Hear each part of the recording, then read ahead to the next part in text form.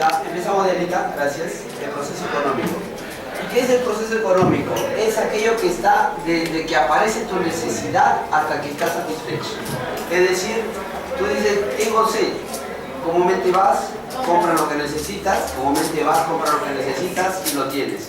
Pero desde que tú lo pensaste, lo deseaste, hasta que lo consumiste, esa botella, ese algo no apareció así tan fácil, ¿verdad? Estamos hablando del punto de vista económico.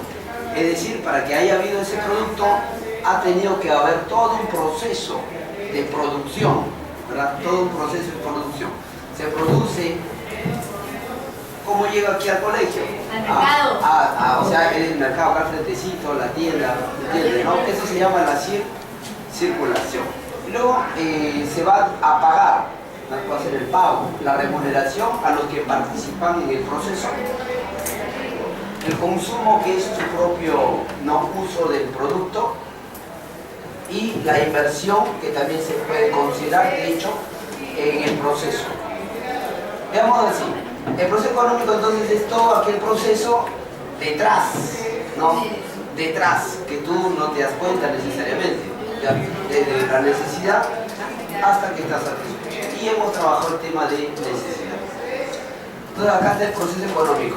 Empezamos con la producción, que es la elaboración del producto. Claro, si no hay un producto, no puedes consumir, ¿ya? Entonces empezamos, número uno, empieza con la producción. Y el que va a producir va a tener un fin, va a tener una meta. Esa meta lo llamamos nosotros el fin económico, o sea, producir bienes y servicios. Aquí también ingresa la palabra productividad.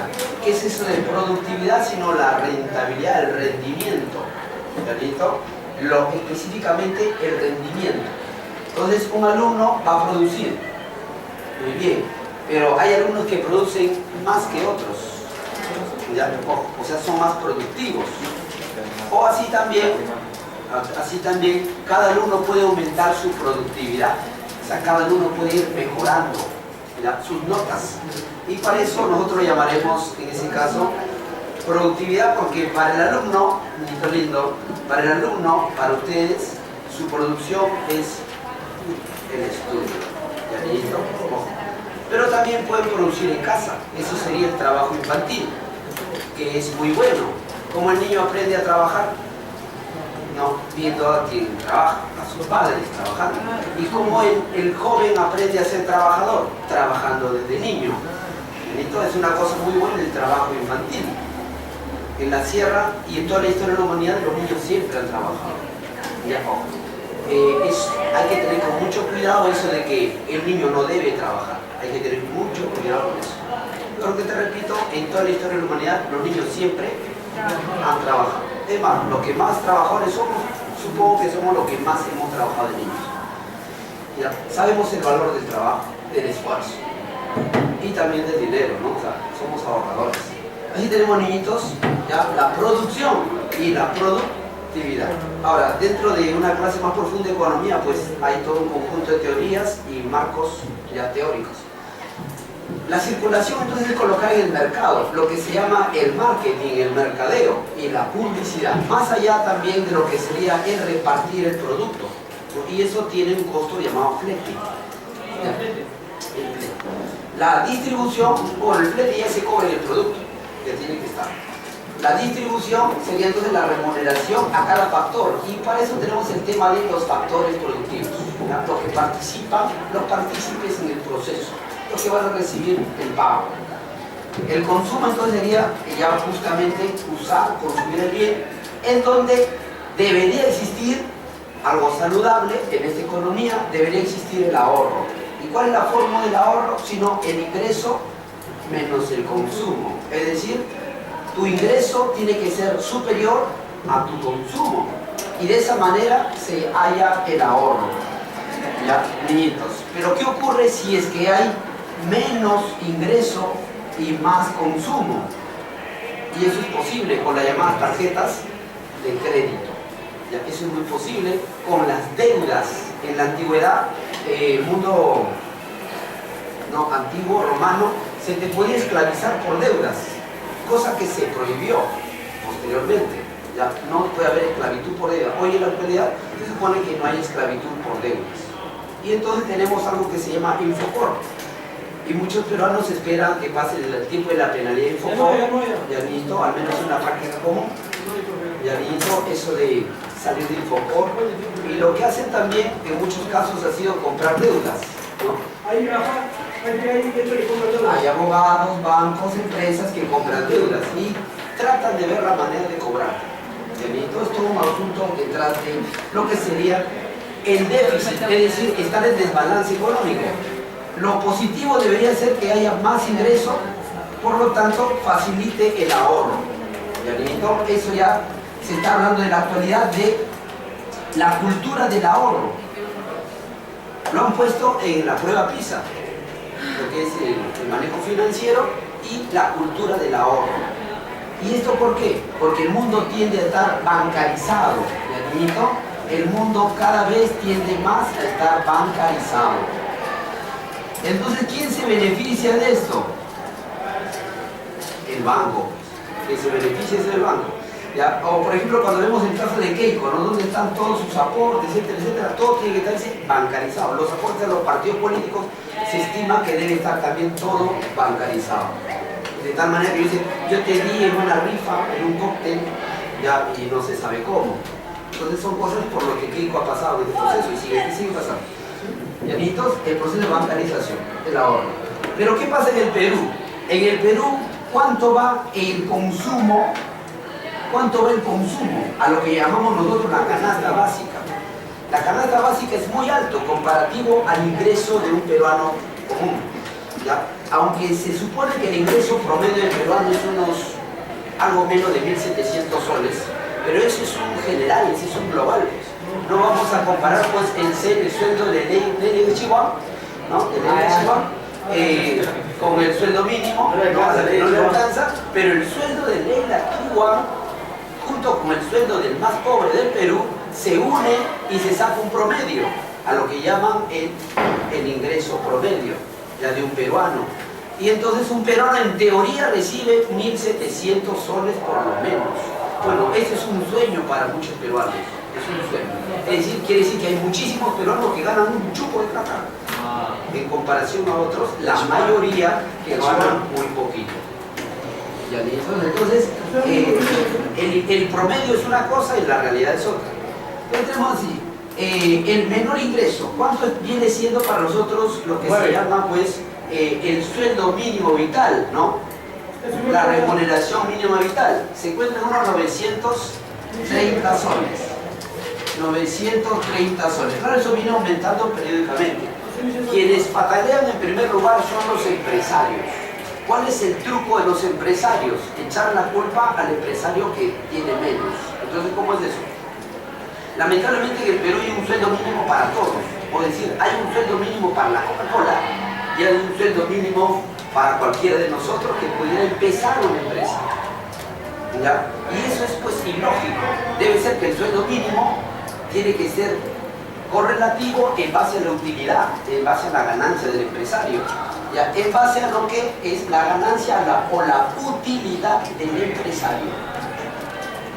Es decir, la Coca-Cola puede pagar más, una persona que recién inicia puede pagar menos. Lamentablemente la economía está en la ley de que todos el mismo. Entonces, su excusa es, no, pero el pobrecito, ¿no? El MIPE no puede pagar. Entonces no hay que subir el sueldo mínimo. Le afecta a los más pobres. Se valora la economía. Claro, pues porque estos chistosos ponen un sueldo mínimo para todos. Y eso no debe ser. ¿Ya? Un error de la economía que nunca te lo van a decir. Entonces sí tenemos, niñitos, esto de el ingreso. En el Perú el ingreso es muy bajo, por lo tanto no facilita el ahorro. Y si no hay ahorro, ¿las personas pueden progresar en este mundo capitalista? No, no puede progresar. Más al contrario, como el consumo cada vez es mayor, es decir, los precios cada vez son mayores, aunque tu consumo es el mismo, pero los precios cada vez son mayores. ¿Eso cómo está relacionado? ¿Ya? Eso está relacionado directamente con lo que nosotros llamamos el aumento de precios y la inflación, ya que no es lo mismo, después lo trataremos. Entonces, como las cosas aumentan y tu sueldo no aumenta, entonces hay cada vez menos ahorro. Y en realidad el ahorro es muy escaso, tienes que vivir con las justas. ¿Cuánto viene siendo el ingreso que debe tener un peruano? Por lo menos se estima en unos 2.000 soles. ¿Ya? Lo mínimo que debe ganar un peruano en base a la canasta básica familiar, antes eran 1.400 soles, 1.500 soles, y viene aumentando. ¿Por qué? Porque los productos suben, porque las cosas suben. En el capitalismo todo sube, todos los años sube, como el colegio, la pensión sube. Entonces, ¿los sueldos qué deberían hacer también? Subir. Subir, pues. Y es lo bueno que hace, por ejemplo, el señor Maxi en el colegio, ¿no? Cada año da un beneficio, posiblemente, ya a los profesores, y en base a lo que ustedes también pues les cobra cada año más. ¿Ya? Ojo, aunque el empresario ha dicho que tiene las mayores utilidades. Eso lo van a llevar ustedes cuando tengan también su empresa, ¿no? Todo este conjunto de cosas. Pero es positivo, pues en cuanto que el colegio, la academia cada vez cobra más, debe pagar más. ¿Ya visto? Eso se ve reflejado en leyes. Hay una ley que protege al trabajador. Ya estamos hablando nosotros de la ley de la utilidad. Es decir, hay trabajadores que son de hecho formales, ¿ya? Hay trabajadores formales que participan de la utilidad. ¿Qué estamos hablando nosotros? De la ganancia de la empresa. ¿Ya? La ganancia de la empresa, que es muy aparte del interés. O sea, el capital que puso, porque ese interés recibe ese capital rinde su interés, pero aparte el empresario tiene su ganancia, su utilidad. Entonces la utilidad, que es la ganancia de la empresa, que muchas veces se llama también de lo del empresario y viene en conflicto, esa utilidad tiene que ser repartida. Ojo, ¿y cuándo puede ser repartida? Cuando aumenta la productividad. ¿Listo? Si la producción del trabajador es mayor, o sea, la productividad, por lo tanto, el trabajador debe verse partícipe también de esa mayor ganancia. Eso es lo lógico, lo correcto. Aunque en el Perú y en el mundo, pues las leyes se van haciendo en muchos trucos para que al final el trabajador que menos tiene reciba menos o no reciba. ¿Ya? Entonces las utilidades se ven mermadas por diversas leyes en el Perú. Pero en teoría así debería ser todo, ¿ya? Mientras más productividad, mayor ganancia. Es una cosa buena. ¿Por qué es una cosa buena? Porque tú, si quieres ganar más, ¿qué tienes que hacer? Mayor productividad. Y sabes que eso a fin de año va a retribuir en tus ingresos. Entonces la empresa se hace más fuerte. ¿Ya listo? Esa es una práctica buena, sana de la economía. Pero los empresarios tienden ¿a qué? Los empresarios tienden a aplastar al trabajador. Ya, eso es por psicología humana. El empresario trata de aplastar al trabajador. Esa es la práctica común de un ser humano. Entonces tenemos los llamados conflictos laborales. El dueño, ¿qué es lo que quiere? Mayor ganancia. ¿Y cómo hace? En muchos casos dando más trabajo. En muchos casos disminuyendo el sueldo. O en otros casos con el maltrato. Y entonces son varias causas y motivos de conflictos laborales. Inclusive en Alemania, tú ves un documental de la DW que siempre te recomiendo, y ¿qué nos dicen los alemanes? Hemos trabajado 1 hora cada semana. ¿Ya? Los trabajadores en Alemania, ojo, para producir de hecho muchos productos, hemos trabajado 1 hora gratis. Más trabajo. Los alemanes, estamos hablando del segundo país más poderoso después de Estados Unidos, o el país más poderoso de Europa. Muy aparte de lo que es Chile, es una cuestión muy interesante también. Entonces tenemos así niñitos lindos, un país desarrollado como Alemania, un país que debe ser el reflejo de lo bueno. Hemos trabajado más gratis, 1 hora semanal, y eso no ha bastado. Nos han quitado los trabajos. O sea, ya cerró la empresa, se ha ido a China la empresa. ¿Por qué? Porque ahí el trabajador cobra menos. O sea, el empresario gana más. Y es así el empresario, su mentalidad es así. Porque son leyes del capitalismo, que es una basura. Te dicen, reducir costos, maximizar ganancias. Acá no le importa el trabajador. Y es un problema, niñitos, es un problema de lo que se llama la competitividad. La competencia puede ser saludable, pero cuando hablamos de una competitividad, o sea, no solo producción, productividad, no solo competencia, sino competitividad, o sea, ya exagerar al máximo, eso ya trae muchos problemas, porque los empresarios siempre tratan de aplastar al otro, eliminar al otro. La economía capitalista siempre tiene el monopolio. ¿Ya visto? Entonces sí tenemos este asunto del ingreso, ¿ya?, y del consumo. ¿Cuántos peruanos ganan 2.000 soles? Muy poco. La peor profesión, la profesión menos pagada, aunque es la mejor profesión, la docencia, el profesorado, el que forma las mentes y a los trabajadores, es el que recibe menos. ¿Cuánto está? 2.000 soles. O sea, apenas le alcanza y no tiene para el ahorro. Por lo tanto, si no tiene para el ahorro, ¿mejorará su productividad? Sí puede ser, pero tendrá un gran costo personal de tiempo, etc. Entonces tenemos este asunto. Y la inversión, niñito, lo que tenemos nosotros, lo ahorrado para un nuevo proceso. Niñito, lo ahorrado para un nuevo proceso. Tenemos así, cuidado con la avaricia, cuidado con el avaro. ¿Ya, niñito? Ojo. ¿Qué hablamos nosotros con esto de la inversión? Hay que tener mucho cuidado con la inversión. Ciertamente yo produzco algo, pero cuando ya tengo una ganancia, ya tengo una utilidad. Cuando tengo una ganancia, ¿qué hago con ese ahorro? El empresario no tiende a gastar, el empresario tiende a invertir. Cuando es un empresario, bueno, estamos hablando de lo que debería ser teóricamente un empresario. Claro, si hablamos de un empresario chileno, invierte. Si hablamos de un empresario peruano, gasta. Y hay una gran diferencia entre el gasto y la inversión. Entonces, niñitos lindos, así tenemos lo ahorrado debe utilizarse en teoría para una nueva inversión. Es decir, si yo estoy vendiendo carros, ahora también voy a vender algo que puede ser más barato para las personas y bien rentable, motos. Y ya cuatrimotos, y ya bicicletas. O puede ser al revés. Primero bicicleta, luego cuatrimotos, luego motonetas, luego motos, y luego autos, y luego el auto de lujo. Pero ten cuidado, ese es un problema, la avaricia. ¿Cuál es el problema? El problema es que el que mucho abarca, poco aprieta. Y entonces, ¿qué nos dicen las estadísticas? Que el empresario considerado exitoso, lamentablemente suele perder a su familia. Hay que tener mucho cuidado con eso. Ya, claro, si tú te lanzas a tantas cosas, cada vez es más complicado, menos tiempo tienes. Y lo mismo para alguien que estudia. Para un profesor o para muchos profesionales, su producción son sus cartones. ¿Ya? Se van al mercado de cartones, o sea, de títulos, de estudios, tienen una ganancia, utilizan lo que tienen y quieren seguir estudiando, y estudiando, y estudiando. ¿Y eso qué les cuesta? Tiempo, especialmente en familia. ¿Y quien paga los platos rotos son los hijos? ¿Dónde está tu mamá?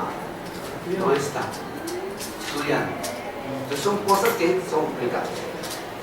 Factores productivos, partícipes del proceso económico, niñitos. La naturaleza, por participar en este proceso. ¿Qué es la naturaleza? Por ejemplo, para hacer un cuaderno, quien participa sin quererlo es el árbol. Entonces le llamamos pasivo. ¿Ya, niñito? Son clásicos, ya naturaleza, trabajo del capital, postulado por el capitalismo inicial. Y esto, bueno, es lo que no quería el capitalismo inicial, más bien, el que se mete el Estado. Por ejemplo, a esto le llaman los modernos. Tenemos así el clásico. ¿Y qué recibe la naturaleza? Renta. Bueno, en sí el árbol no recibe nada, pero el empresario quien lo recibe por él. Es decir, si yo voy a utilizar un árbol, el empresario pone el costo de producción, el árbol. O sea, cobra por el árbol, porque tuvo que comprar el árbol, en teoría. Pero ¿cómo hacemos para aumentar las ganancias? No compro el árbol. Me voy a donde el árbol es gratis. Es decir, corrompo al funcionario y voy a las selvas a destruir, a talar, a quemar. ¿Ya, amiguito? Lamentablemente así se hace no solo en el Perú, sino se hace en todo el mundo. Ya se han recibido denuncias de los robos que hace China de los árboles de Brasil. ¿Ya? Donde le paga una ínfima cantidad de dinero por un árbol gigantesco. Eso en otros términos se llama robo. Entonces es un abuso. Entonces tenemos, niñitos, que el trabajador ya va a recibir, siendo el activo, el que trabaja la naturaleza, el salario. El capital recibe el derivado, el interés. ¿De dónde va a derivar el capital? Claro, pues del trabajo, de lo que se produce. Y esto recibe el interés. Es decir, el trabajador, muy aparte de su ganancia, recibe su interés. Si yo puse tanto y esto, muy aparte de mi sueldo, tiene que producir. ¿Ya visto? Ojo. La empresa, o también podría llamarse en su caso el empresario, es el que organiza todo el proceso productivo. ¿Y qué es lo que va a recibir el empresario por su organización? La ganancia. Y claro, quien se tiene los días que no duermen, las noches que no duermen, es el empresario, porque piensa, organiza, etc. Pero en realidad, mayor parte del tiempo se lo pasa en vacaciones.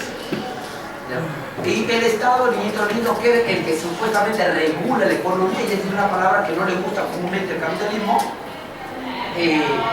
recibe tributos. Es decir, en este sistema económico, el Estado es el que cobra impuesto al ciudadano, porque no se lo cobra la empresa, ojo. Eso de que le cobra la empresa paga y hace muchos arreglos. Entonces, al final, quien termina pagando la mayor cantidad de dinero es el ciudadano, el que no tiene empresas. Y el Estado, niñitos, es en este caso un Estado no empresario. Por eso solamente recibe tributo, o sea, cobra impuestos. ¿Ya, niñito? Sí, lo que paga la gente. Claro, o sea, parte de la ganancia del trabajador, del esfuerzo del trabajador, esto desgraciado lo cobra. Se supone que el Estado debe dar buenos servicios. En la realidad tú ya sabes que se roban la plata, dan un mal servicio, se roban la plata. ¿Ya? Y más bien esta plata es utilizada para los empresarios. Es decir, hay un mal manejo entre Estado y empresario. Eso cuando es un Estado no empresario. China tiene empresas nacionales, Estados Unidos. Bueno, especialmente se conoce para nuestro caso que son nuestros muy buenos amigos los chilenos, ya tienen empresas nacionales, los brasileños tienen empresas, es decir, estamos hablando de estatales, ya, estatales. Bueno, este es muy diferente. En esta economía no hablamos de un Estado empresario. No, ese es de lo que saben. Está muy relacionado. Todo junto, Manuca. El trabajo, niñitos lindos, tenemos aquí, ¿qué es trabajo? El trabajo, dentro de esto, trabajo, naturaleza es parte más de geografía, ya mucho más intrínseco con geografía. El trabajo sería de dos palabras, tri y palium, es decir, tres palos. Es decir, eran los tres palos donde se castigaba al esclavo. Es decir, era un castigo, esa palabra viene del castigo. Entonces, ¿quién no trabaja? El hacendado no trabaja. Hablamos del ministro de Economía, ¿sí? El desgraciado hacendado no trabaja y lo castiga al trabajador. Entonces, lamentablemente, el trabajo viene con esas connotaciones. Tenemos, ¿qué es el trabajo? El esfuerzo, que puede ser, ojo, físico-mental, es muy variado, los tipos de trabajo. Tenemos la actividad consciente, o sea, no de los animales. El animal también participa, pero no estamos diciendo que trabaja, al menos no se le considera en la economía. Para una satisfacción de bienes. Y ahí hacemos un esfuerzo, una actividad consciente para la satisfacción de bienes. Hablamos nosotros del trabajo para el ser humano y fuerza motriz para los animales. Así tenemos, niñitos, que podemos colocar entre las características del trabajo, que puede ser un esfuerzo, claro, penoso, consciente y tiene un fin económico, es decir, produce bienes y servicios. Niñitos, el trabajo. La división del trabajo por historia se da, por ejemplo, por sexo. Y ahí no hablamos de machismo, sino por historia y por condiciones típicas de un varón y de una mujer, por condiciones propias. Entonces, primero se hace la división del trabajo por sexo. Bendito sea, varones y mujeres.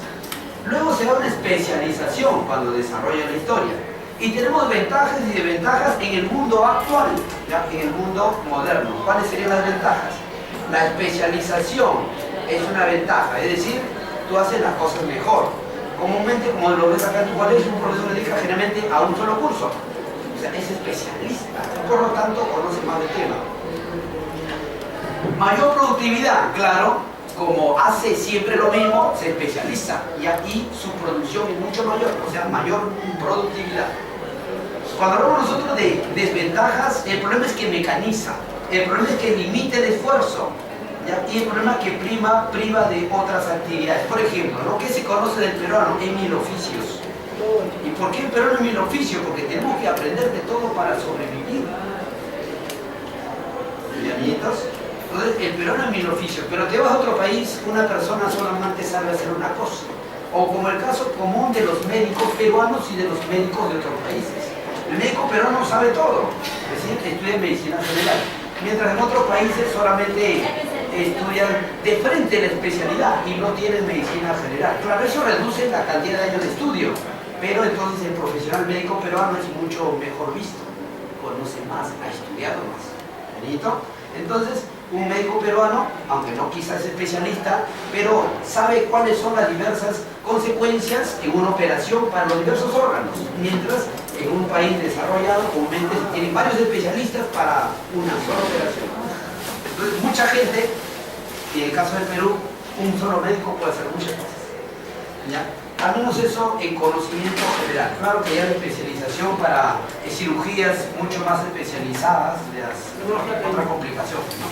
Claro, la especialización entonces dentro de las ventajas en este mundo capitalista que genera más ingreso económico. ¿Qué son los sindicatos? Sino los trabajadores organizados, ¿ya? Para su defensa. ¿Frente a quién? Al empleador.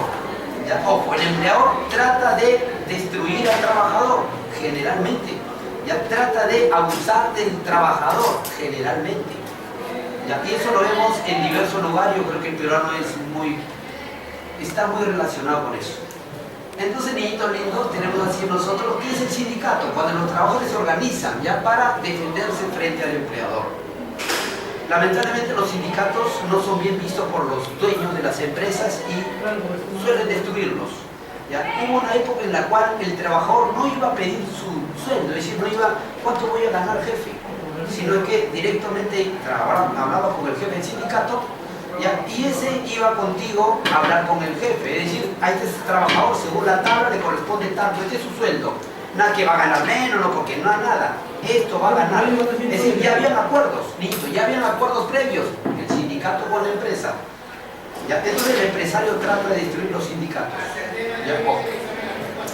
Lamentablemente los peruanos también son terribles. Como lo conocemos en el común, somos chupameros. O sea, tratan de... Así, sindicatos. Debería ser, bueno, en la época ¿no? del socialismo fueron fuertes los sindicatos. Conflictos laborales. Ya hemos dicho cuáles son los motivos por los cuales pueden haber problemas en el trabajo. Entonces nosotros podemos recibir un trato directo, es decir, directamente con el dueño, dialogar, pero como esto generalmente no va, es decir, el dueño se cierra y no te quiere ayudar, quiere ver su propio beneficio, por lo tanto, se tiende a lo indirecto. Es decir, hablamos del Ministerio de Trabajo. ¿Y ahí a qué vamos? A la conciliación, ya puede ser un abogado también, a la conciliación y al arbitraje. ¿Cuál es la diferencia con el arbitraje? El arbitraje, ya, en este caso puede ser del Ministerio de Trabajo, él va a decidir lo que se hace. Ese es el último término, se hace. Como un árbitro de fútbol, igualito, se hace. Y tenemos muchas medidas de fuerzas que pueden aplicarse, tanto por parte del trabajador como por parte del empleador. El trabajador puede aplicar huelga, y esto tiene una duración de 24 horas, 48 horas, 72 horas. El paro generalmente más indefinido. Para el Perú se hizo la huelga de 8 horas. Claro. No la huelga de 8 horas, sino una huelga, en este caso puede haber inclusive paro si es indefinido, y está hablando para recibir un trato de 8 horas de trabajo. Claro, en el mundo se viene masificando eso. Tenemos la marca. ¿Ya? ¿Cómo hace el trabajador también? En alguna oportunidad, ya en Inglaterra, se le puso una marca al producto, le llaman así. ¿Cómo es eso? Como alguna vez pudo haber ocurrido en el Perú con la empresa Luquetti. ¿Ya? Es decir, los chorrianos, al menos de palabras, se trataron de poner de acuerdo. No compremos a la empresa Luquetti, es decir, una empresa que tenía pues su producción de fideos. ¿Y dónde lo había puesto? En los pantanos de Villa. En la época de Fujimori, que era una gran corrupción. ¿Ya? Entonces la empresa Luquetti fue botada del Perú porque contaminaba los pantanos de Chorrillos, lo llamamos pantano de Villa. Lamentablemente el Estado peruano, ¿no? Los jueces del Perú le pagaron una indemnización a la empresa. Son parte de la corrupción de la época de los 90. ¿Ya, amiguitos? Tenemos así que el Perú no puede, ¿qué cosa hacer? Con una marca. Y pues, ojo, estamos hablando de una marca no solo verbal, sino estamos hablando de una marca efectiva. Es decir, el producto sale con un sello de los trabajadores, ¿ya? Si es que el producto recibe el sello de los trabajadores, entonces la gente que compra el producto lo compra, ¿ya? Es decir, este producto está certificado, los trabajadores de esta empresa ganan, los tratan bien. Aquí compramos, pero si no hay esa marca, entonces ya no compramos. No sé si me dejo entender. ¿Ya? Saco un producto, que los trabajadores le ponen una marca. Entonces, los que compran en el pueblo, ya ven, tiene marca, ya. Esta empresa trata bien al trabajador, entonces lo compramos. Pero si no tiene la marca del sindicato, quiere decir que trata mal al trabajador, entonces no lo compramos. Esa es una práctica que se hace. ¿Ya? El boicot es daño al producto, es decir, no se compra, no se vende, se produce menos. Como también hablamos del sabotaje, y lo vamos a escuchar en la televisión, es decir, se hace daño físico a la instalación de la empresa. Eso también ocurre, especialmente en el Callao, por ejemplo, ¿no? Cuando dicen, ¿no? Y si entra aquí el corredor ese de Lima, entra el Callao, lo quemamos. La gente del Callao lo quemamos, le quemamos el bus. Más o menos lo que pudiera pasar en el metropolitano que quiere aumentar el precio, ¿sí? Pero los limeños no son como los chalacos, bueno. Los chalacos son más terribles. Entonces, en ese aspecto los limeños no son igual como los. Bueno, los chalacos son peor. Dice que ese aspecto. Así tenemos, niñitos, el daño físico. El cierre patronal es una cuestión que hace el dueño. Es decir, tanto me están molestando, caramba, cierro la empresa. Y a ver con quién hablas. ¿Ya? Ahí está un conjunto de cosas donde pueden interactuar ya el Ministerio de Trabajo. Clases de salario. Tenemos el nominal y el real. Muy importante. ¿Cuál es el nominal? El monto determinado, lo que recibes. En la actualidad, por ejemplo, estamos hablando de sueldo mínimo 930 soles. ¿Y qué cosa es el salario real? ¿Para cuánto me alcanza esos 930 soles? Como las cosas tienden a subir, o sea, los precios aumentan, y cuando se habla de inflación, cuando no solo aumenta unos cuantos productos, sino cuando el nivel general de precios, o sea, un promedio, los productos han aumentado bastante. De esa manera se habla ya de inflación. Y hay países que han tenido una alta inflación como nosotros, como lo tiene Venezuela, como lo está teniendo Argentina, etc. Es decir, niñitos, por el sueldo nominal cada vez te alcanza para menos. Es decir, si tu salario nominal se mantiene todos los años, cada vez tu salario real es menor. Entonces, ¿qué se recomienda? Que cada año, ¿qué tiene que hacer la empresa? Aumentar el salario nominal. Aumentar el salario nominal para que tu salario real por lo menos sea el mismo. Por lo menos sea el mismo. ¿Qué ocurre en un país, por ejemplo, como Venezuela, donde las cosas no suben, pero en el mundo sí sube? O sea, Venezuela ha gozado de una economía muy independiente de la del mundo. Entonces, en Venezuela nada subía. O sea, el agua y la luz eran baratísimos. O sea, nada subía. Los productos eran baratísimos. Pero en el mundo todo sube. Entonces, ¿eso qué ocurre? Dentro de tu país puedes vivir bien, por así decirlo. Pero si vas con ese sueldito a otro país, ese es el problema. En el mundo capitalista todo tiende a subir. Entonces, si tu salario nominal no sube todos los años, tu salario real disminuye. ¿Ya listo? Los tipos de remuneración se llaman así. El empleado recibe el sueldo. Por tú vas a ver del Banco Continental que dice, no, cuenta como sueldo. ¿Ya? Eso cuando es un monto fijo, un sueldo fijo, cuando de hecho tienes un trabajo formal. Eres un empleado.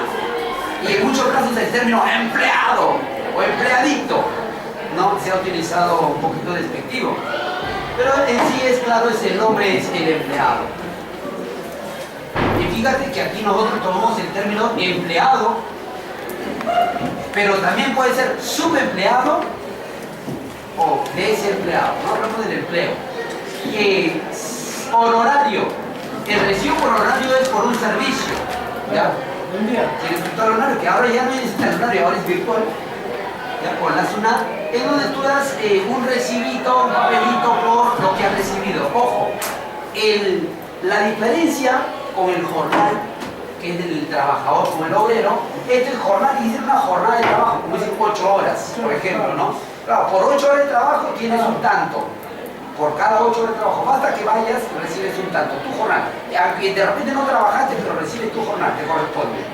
Esa es la gran diferencia con el recibo por honorario, que vas a cobrar en base a lo que hayas hecho.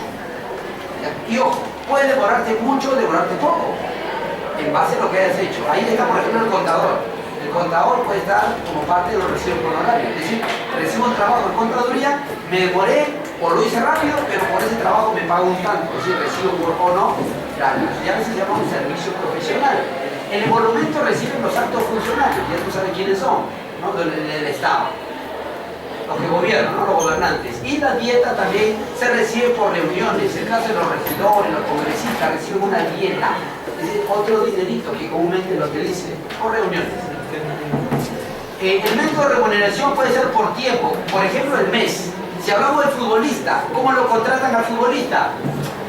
Por temporada, ¿no? Y por temporada hoy día se está ganando unos 2 millones de dólares. Hoy día, ¿no? El segundo jugador mejor pagado, uno de los 5 jugadores mejor pagados de la liga, uno de los 5 mejores pagados en Estados Unidos, ¿no? Así tenemos niños. En el caso de hoy día, por ejemplo, por temporada, no por tiempo, por destajo quiere decir por producción, y eso que aumente las empresas. Depende de lo que pase. Claro, yo hago mis 100 cajas de espárrago, ya me pagan por mis 100 cajas. Entonces la gente suele matarse. Se matan ahí. Y si llega producto, se matan. Si no hay producto, también están ahí, ¿no? Mirando el cielo. Y así se habla de este tipo de trabajo por producción. Mínimo vital es lo que se necesita para vivir, que eso debe estar de acuerdo por lo menos a la canasta básica. Es decir, lo necesario para vivir. Y el mínimo legal es según la ley, que ya vemos que es 930. La demografía del trabajo terminamos con población y edad de trabajar, a lo que llamamos PET. Y también existe no PET, es decir, la gente dependiente, la gente que no está en edad de trabajo. ¿Cuál es la edad de trabajo? Según la economía, la PEA, población económicamente activada, desde los 15 años hasta los 64 años. Pero cuando cumple 65, saliste también de la población en edad de trabajo. Es decir, menos de 15, 12 años y más de 64, 65 años, donde en teoría te jubilas. Entonces ya eres dependiente de la economía, así como se observa. Jubilados, pero ¿quiénes se jubilan? Los que se jubilan son generalmente los que son empleados o los que tienen pues un largo tiempo, por lo menos tienen unos 20, 25 años ya de aporte. Ahora, una persona solita también puede, que recibe por horarios y no tiene un sueldo, no un sueldo común todos los meses, una mensualidad. Puede también aportar para su jubilación, también se puede, niñitos, pero en teoría ya puedes jubilarte a los 65 años. O sea, cumple 65, te jubilas. Pero la mayor parte de los trabajadores en el Perú son informales y no pagan pues particularmente y tampoco un seguro. Entonces eso trae que en la actualidad la población que trabaja, su vejez económicamente va a ser triste. Eso es terrible. En la antigüedad, ¿quién era tu jubilación? Tus hijos eran tu jubilación. Ahora tu jubilación es tu propia plata. Para eso se ha traído un negocio, se llaman las AFP, que ¿cómo suelen trabajar? Si tú eres rico, tu plata lo ponen en empresas A. Pero si tú eres pobre, tu plata lo ponen en empresas B. Es decir, el rico tiene mayor rentabilidad y el pobre tiene o menor rentabilidad o inclusive tiende a perder. Como reciben los aportes, los que no lo reporten, Margaret parece que estoy perdiendo. Y así suele ser. El trato diferencial entre los que tienen plata y los que no tienen plata. Claro, tú no tienes plata, no tienes abogado, ¿qué vas a hacer en el inicio de la empresa? ¿Qué vas a hacer? Ni siquiera sabes lo que te estoy diciendo. Pero el rico no, que tiene gente, conoce, ¿me entiendes? ¿No? Contrata a sus abogados, hey, ¿por qué mi plata la cuenta aquí? Ponenme en otro fondo. Conoce, maneja. Entonces así tenemos nosotros que tenemos en edad de trabajar la PEA y la no PEA. Es decir, que está en edad de trabajar pero se le considera no activa, o sea, no PEA. Y esta es la activa.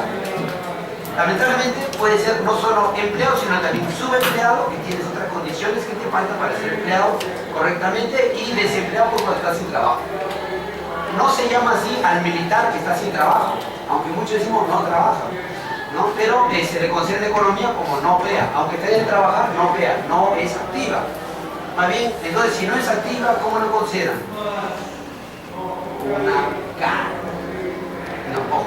Acá en mi librito yo puedo encontrar también que pone inclusive los sacerdotes. ¿Ya? Al menos en la economía así lo tipifican. Puede ser que los militares hagan o no muchas cosas, puede ser que los sacerdotes hagan o no muchas cosas, pero así lo tipifican ya en la economía del Perú. Te repito, ¿no? Puede ser que sí o no, pero así lo ponen nuestros libros. Ya, ¿alguna preguntita nada más, no, Johncito?